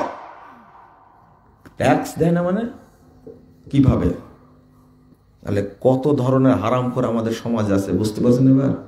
হ্যাঁ, ও পেনশন দিচ্ছে সরকার, তাই না? পেনশনের টাকা তুলে নিয়ে হজে চলে যাচ্ছে একবারে, মানে কত খুশি। ওর মধ্যে যে হারাম টাকা আছে এগুলো বের করেন আগে, তারপরে হজে যান। এখানে 3 ধরনের টাকা জমা হয়, শুনেন। কয় ধরনের টাকা জমা হয়? 3 ধরনের। যেটা আপনার বেতন থেকে কেটে রাখছে এটা একটা, তাই না? এটা একটা, তাহলে এটা পাবেন একটা। আর এই টাকা থেকে যে সুদ বের হয়েছে এটা একটা পাবেন আপনি। তাহলে কয় ধরনের হলো? 2 ধরনের। আর আরেক ধরনের সরকারের পক্ষ থেকে গিফট, কি এককালীন কি গিফট দেয়, এই 2টা হালাল। আর যেখান থেকে ওটা থেকে যে সুদ বের হয়েছে ওটা কি? হারাম হারাম হারাম। ওটা বের করেন আগে। ব্যাংকে বললে আরো বলতে পারে এত টাকা সুদ বের হয়েছে, পারে না বলতে? বলে ওটা বের করেন, খাবেন না, খবরদার।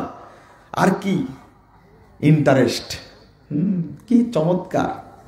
ব্যাংকে টাকা রাখে দিব্যি, প্রতি মাসে তুলছে আর খাচ্ছে। 60 লাখ টাকা ব্যাংকে আছে, প্রতি মাসে 20,000 টাকা করে আসে। বিশাল, 10 বছর পর থেকে 1,000 টাকা করে আসে। ওই টাকা তুলে আর খায়। মানে আর পেশাব করে ধোয়ার দরকার নাই আপনার, পেশাব করে ধোয়ার দরকার নাই। গোসল করছে কি দ্বারা? এই হারাম দ্বারা। আপনার আরো ভিতরে ঢুকলে আপনি আরো কষ্ট পাবেন। হারামের প্রকার বলতে গিয়ে আপনার সহ্য হবে না। আপনি বলবেন যে বলেন কি এগুলো, কি বলবো মানে? এটা তো হারামখোর। আপনি জমি চাষ করেন, চলেন আপনার সাথে যাবো আজকে। 5 কাঠা জমির আজকে মাপতে গেলে আপনার 5.5 কাঠা হবে। 5.5 কাঠা হলে আপনি কৃষক হারাম খান না? আপনি কৃষক হারাম খান না? কে বলেছে হারামখোর আপনি? জমি আপনার 5.5 কাঠা হলো কেন? আপনার আইল ঠেলে ঠেলে ঠেলে ঠেলে বেশি খাইছেন। জমি মাপতে গেলেই বেশি হয়, মাপতে গেলেই বেশি হয়। লা ইলাহা ইল্লাল্লাহ। আপনি এতটুকু, যারা ব্যবসা করে, হাই হাই, পলটের ব্যবসা করে না? বাংলাদেশে পলট কিনে বিক্রি হয়, পূর্বাচল পলট, বসুন্ধরা পলট, তারপরে কি কি নাম দিছে এত। আপনি যান, যারা পলট কিনে তাদের অবস্থাটা কি? হারামখোর। ও চুক্তি করে নিয়েছে, মানে জমি যদি বিক্রি করে দিতে পারে 50 লাখ টাকার, ওর কাছ থেকে নিয়েছে কয় টাকা? 60 লাখ টাকা। মূল দাম মালিককে দিয়ে 50 লাখ, আর ক্রেতার কাছ থেকে নেবে কয় লাখ? 60 লাখ। এটা কত হারাম না? এটা ওরে বলার দরকার নেই, এত টাকা নেবে। আগে শর্ত করে নেয়। হারাম খায় না এরকম কোন লোক আছে? বলেন তো দেখি এবার। এর মধ্যেও হারাম খায় না এরকম কিছু লোক আছে, আলহামদুলিল্লাহ এখনো আছে যারা কি খায় না, হারাম খায় না। অতএব বন্ধুরা, আমরা প্রকারগুলো শুধু বলে দিলাম, এগুলো বলতে গেলে মানুষ খুব রাগ করে। রাসূল সাল্লাল্লাহু আলাইহি ওয়াসাল্লাম বলছেন, সহিহ বুখারী হাদিস, ইয়াতালান নাস জামান, মানুষের উপর একটা যুগ আসবে, একটা যুগ আসবে, কি করবে,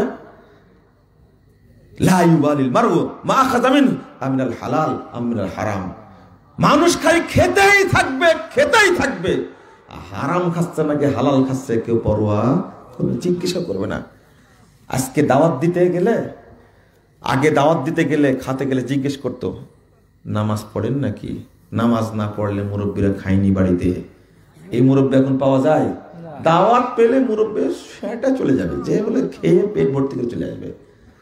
আগের ওই মুসল্লি কই? হাই হাই, কত মানুষকে যে এই পরহেজগার মুরব্বী মানুষের নামাজি বানাইছে, বাড়ি থেকে চলে গেছে, বলে গেছে যেদিন নামাজ পড়বে তোমরা সেদিন দাওয়াত দিয়ে খেয়ে যাব।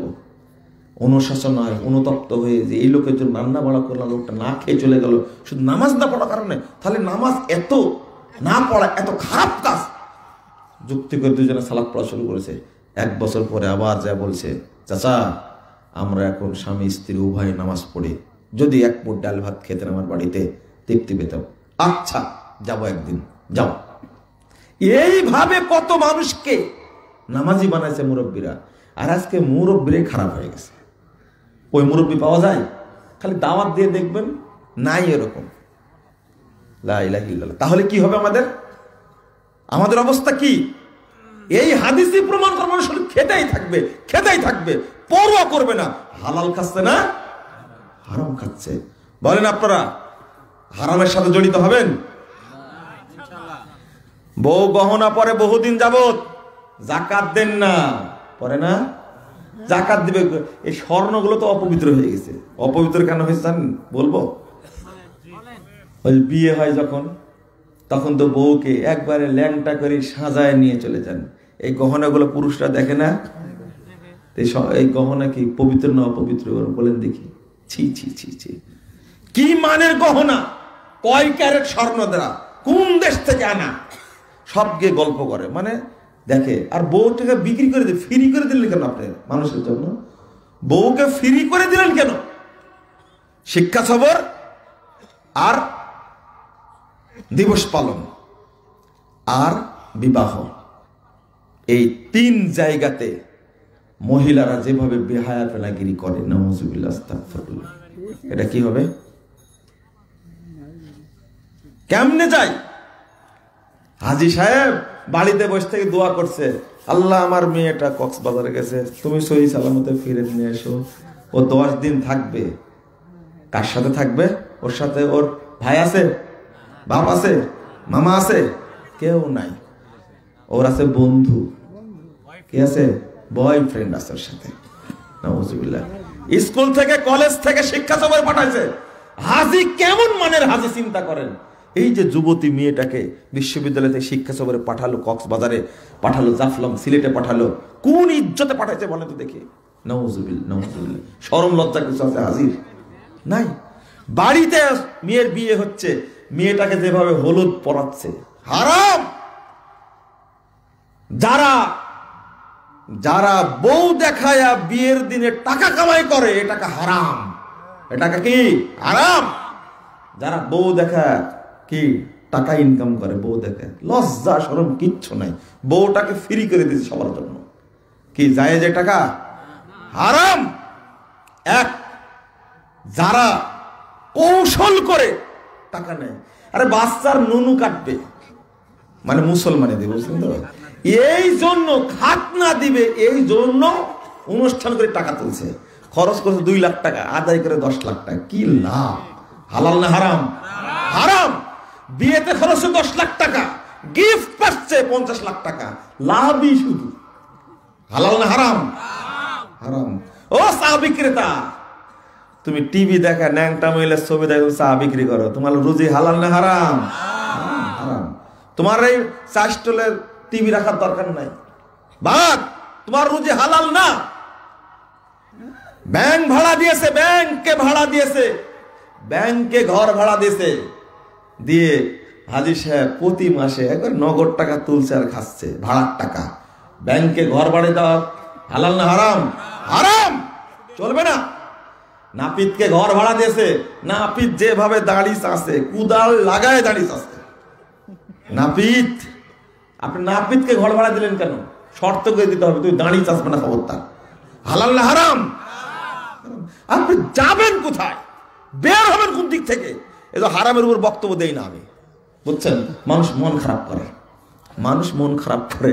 হুজুর তুমি যে টাকা নিচ্ছ 60,000 টাকা এক বক্তব্যে, হারাম, তোমার টাকা হারাম। হারাম মানে দুর্নীতিবাজ কে না বলেন তো? পীর সাহেব, তুমি পীর কত বড় দুর্নীতিবাজ। আমি বলি বাংলাদেশ থেকে পীর রাস্তা সব বন্ধ করে দেওয়া হোক।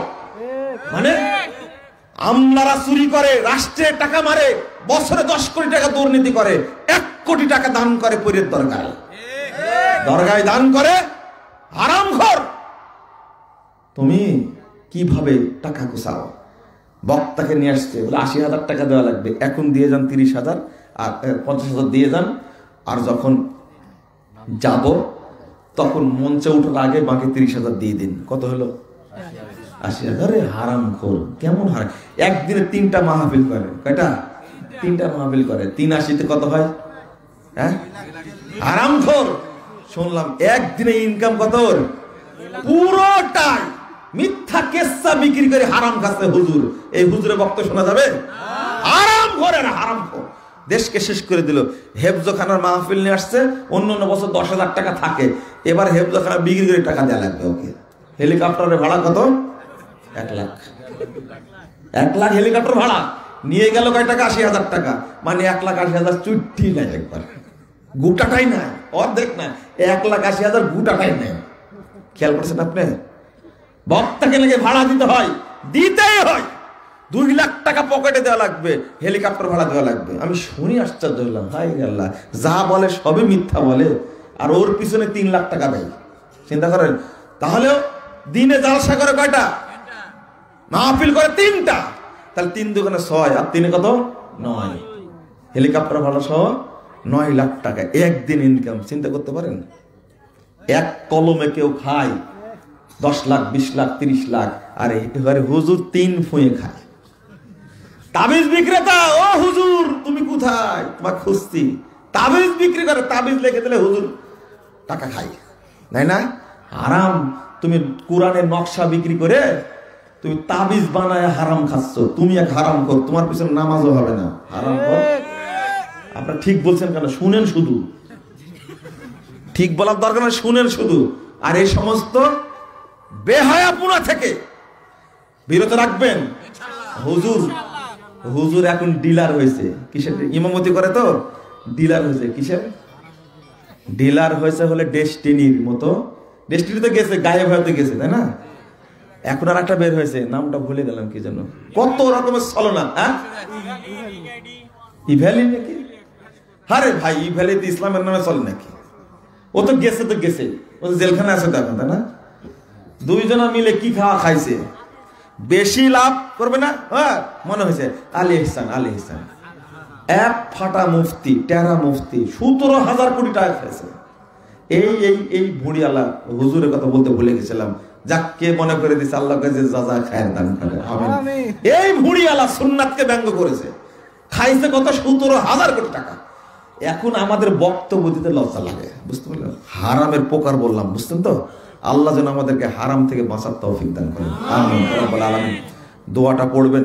আর আপনারা বই চান, এই যে মঞ্চে বই আছে কয়েকটা, বেশি নাই। সালাতের বইটা আছে, প্রস্তুত রাখার কারণ ইসলাম আছে। আর আজকে প্রশ্ন করেন, এই জন্য ভালো। এই বসেন, আগে দোয়াটা পড়ি, তারপরে উঠেন। এখনই পড়বো, সুবহানাকাল্লাহুম্মা ওয়া বিহামদিকা আশহাদু আল্লা ইলাহা ইল্লা আনতা আস্তাগফিরুকা ওয়া আতুবু ইলাইকা। আসসালামু আলাইকুম ওয়া রাহমাতুল্লাহ।